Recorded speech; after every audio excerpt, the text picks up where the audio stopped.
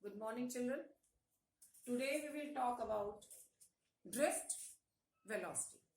Yesterday we talked about resistance, resistivity, conductance, conductivity. Then we talked about factors on which resistance and resistivity depends. We also talked about Ohm's law. Then definition of their units, that resistance, resistivity, conductivity, etc. Now that was a topic which you had done beforehand also. Now this is the new definition which you'll be doing now only, which is drift velocity. Now this is denoted by V, D, drift velocity. See, by definition, we'll explain it in this manner that it is the actual velocity with which an electron will move in a conductor in presence of an external electric field. It is the actual velocity, not the ideal one. How? I'll explain it to you. Suppose there is a conductor. Say your given cross-sectional area, say A. We are talking about conductors where electrons are free to move. Electrons of the outermost orbit are free to move. And since they are free to move inside the lattice or inside the material, therefore positive ions are being formed from where the electrons are coming out from the last orbit.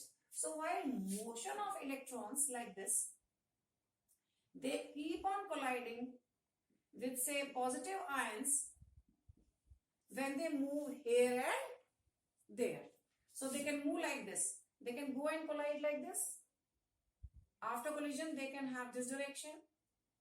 They can go and collide this positive ion, may move like this, and then may move like this, can move also like this. They can move in any haphazard direction, speed remaining same, but the direction keeps on changing, and therefore we say the velocity keeps on changing. As far as the magnitude is concerned, it is expected not to change because these type of collisions are considered as elastic collisions. Now, in absence of electric field, the sum up or the net effect is that the electrons do not move in a particular direction.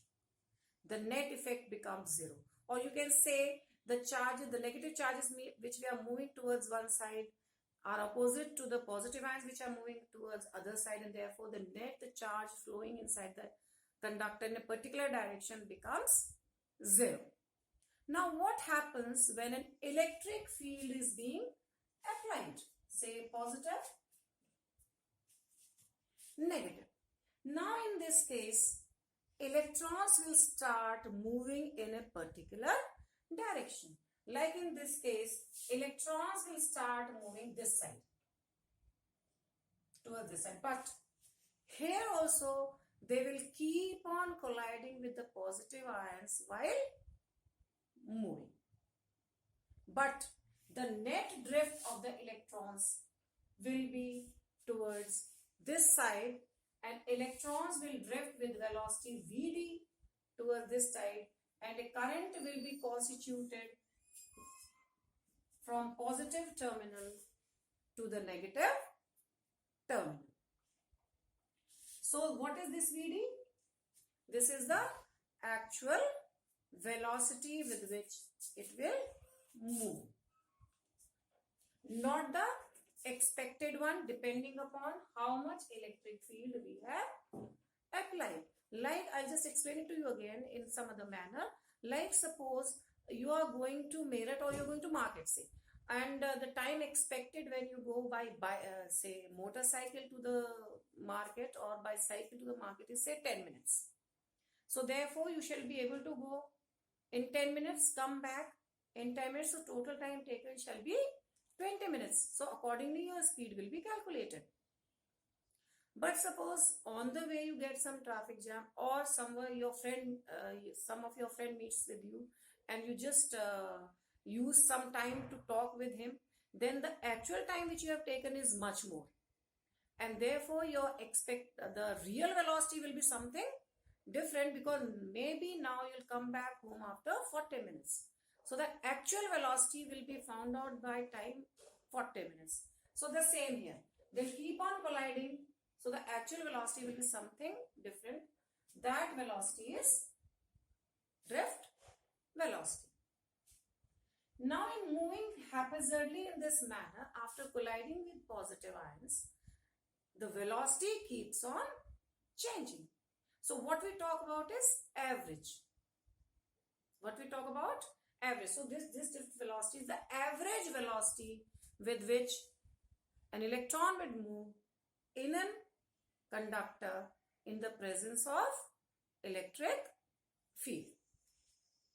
Now the time gap.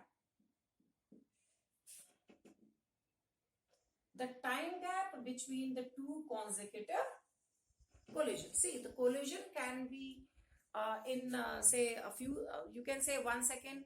One collision can happen after 1 second, but next collision can after 2 seconds. This is just, I'm taking an example in seconds. But the time gap is very, very small. But the thing is to explain it to you that the times can be different.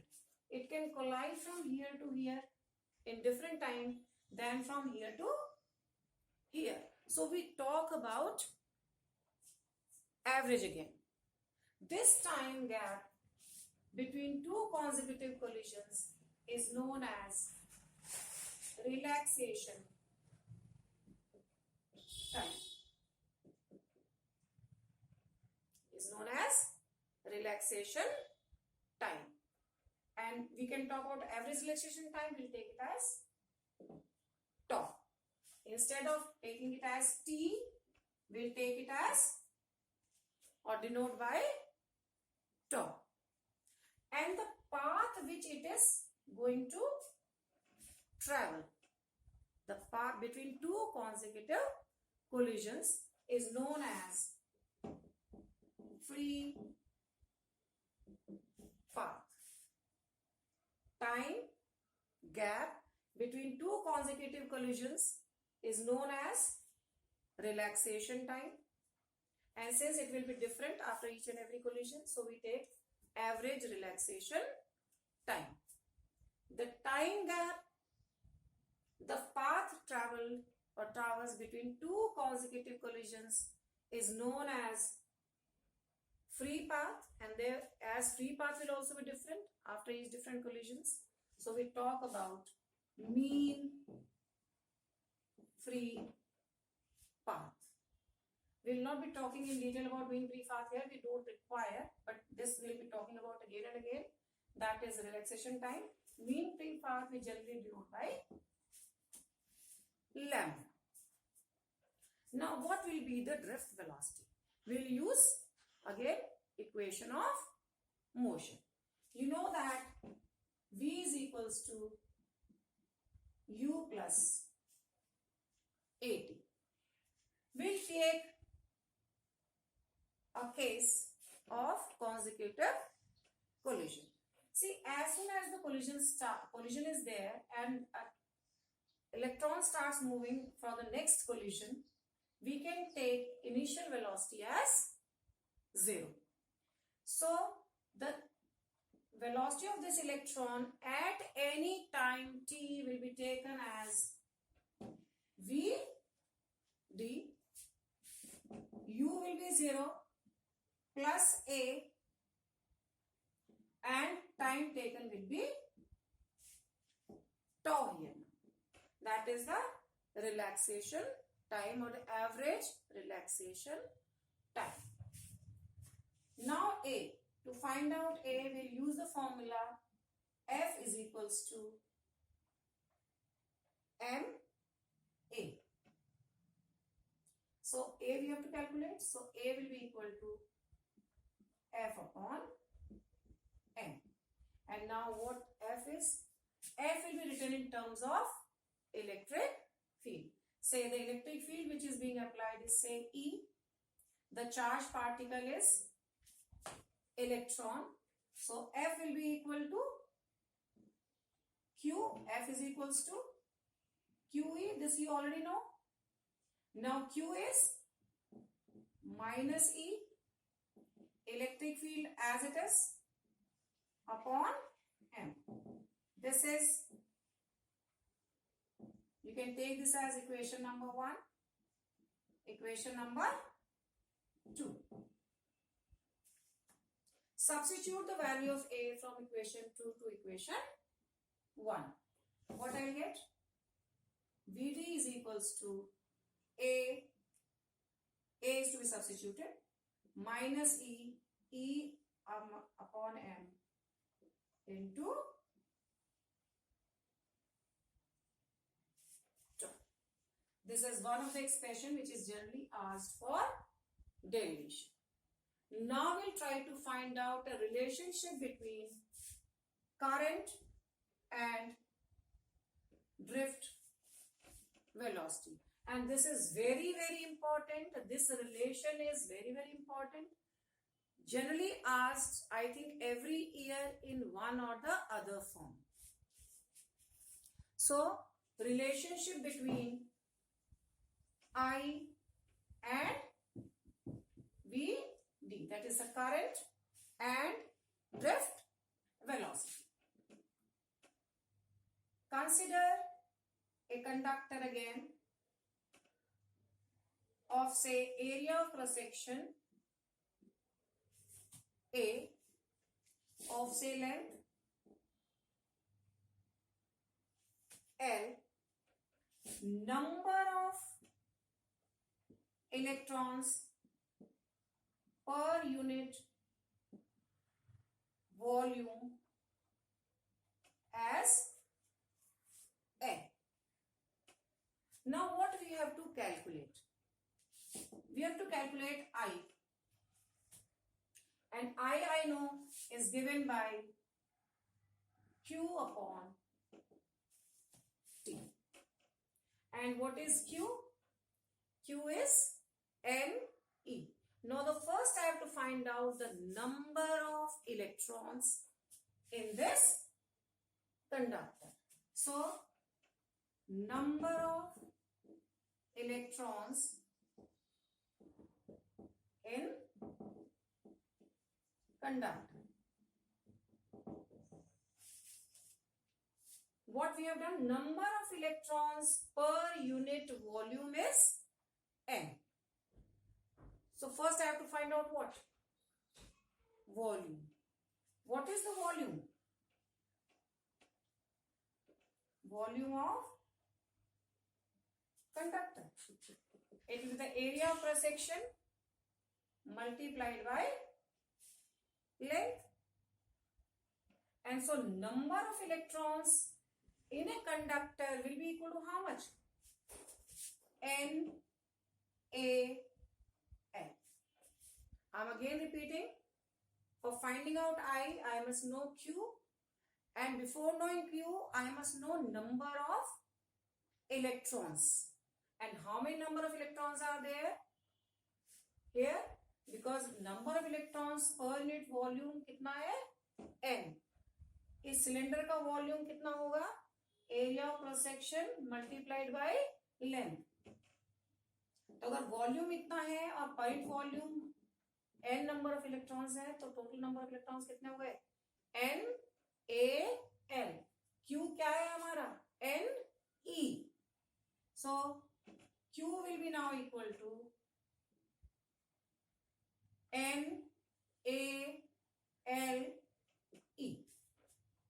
Number of electrons in the conductor multiplied by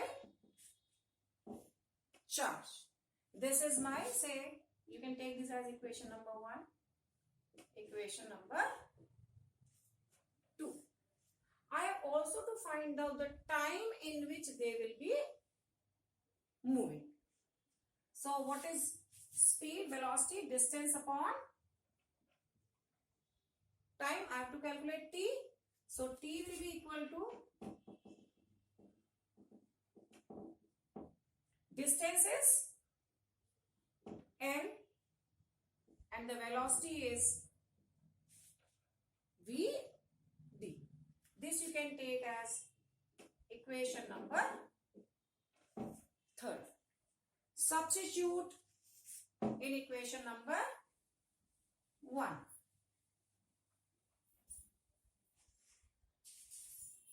So this will be equal to I is equals to,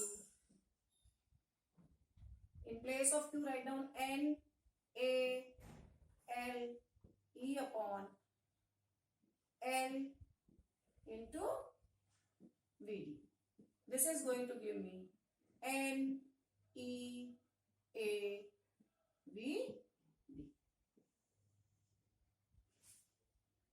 This is the relationship between current and drift velocity. This is a very, very important expression which you have to cram also, and you must know how to find it out.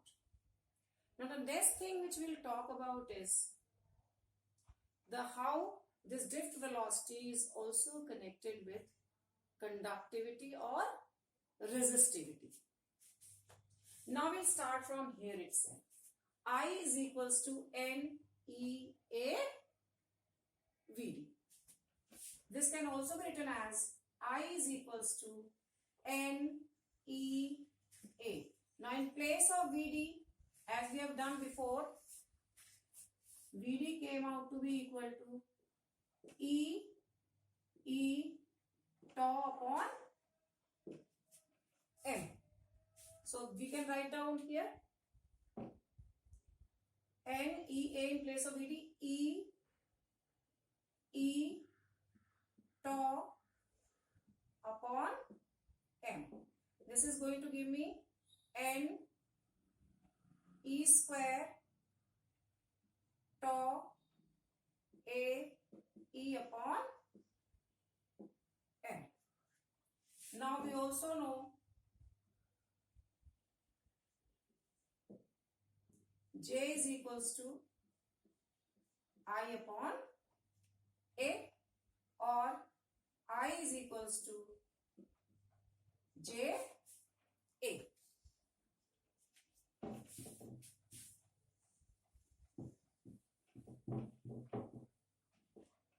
Comparing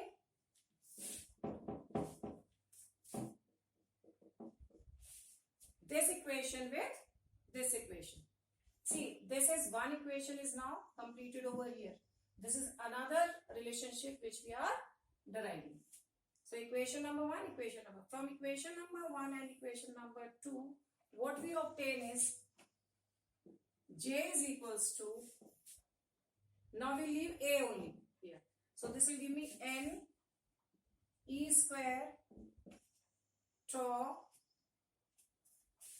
E upon M. Take it as equation number 3rd. Also we have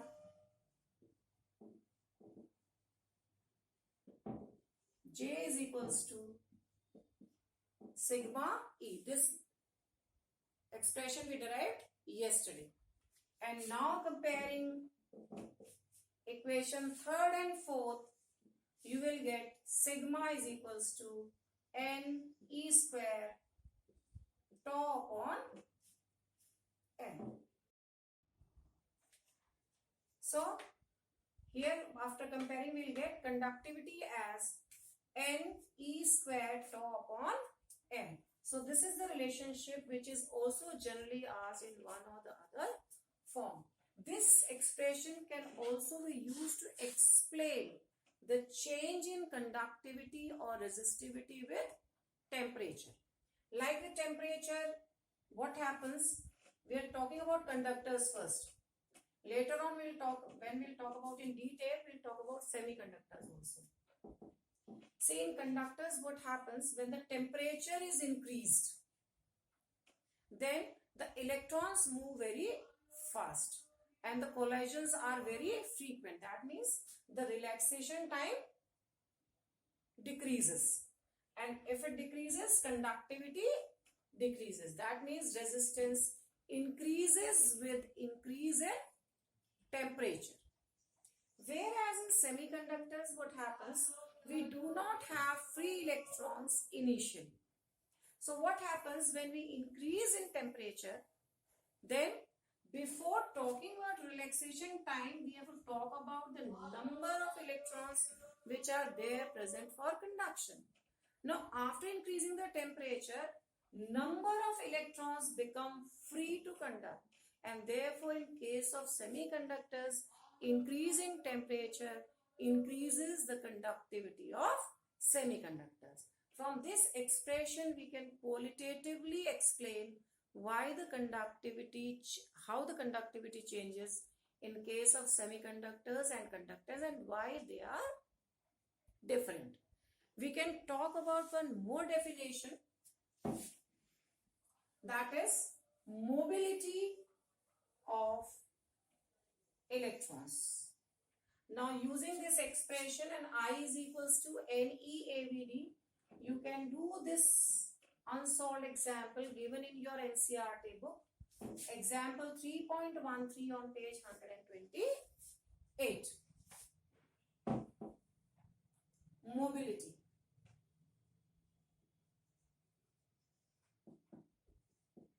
This will be denoted by mu and is defined as the magnitude of drift velocity per unit electric field. So this is the definition of mobility. Different forms of this expression can be found out using different expressions for VD. Like VD can be written in terms of I using this expression. VD can also be used from this expression.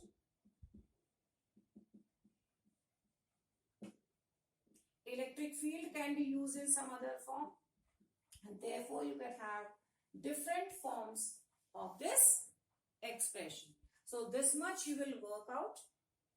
Read your NCERT book up to this article, and if you have any problem, beforehand also I have told you that you can send me on WhatsApp number. Thank you.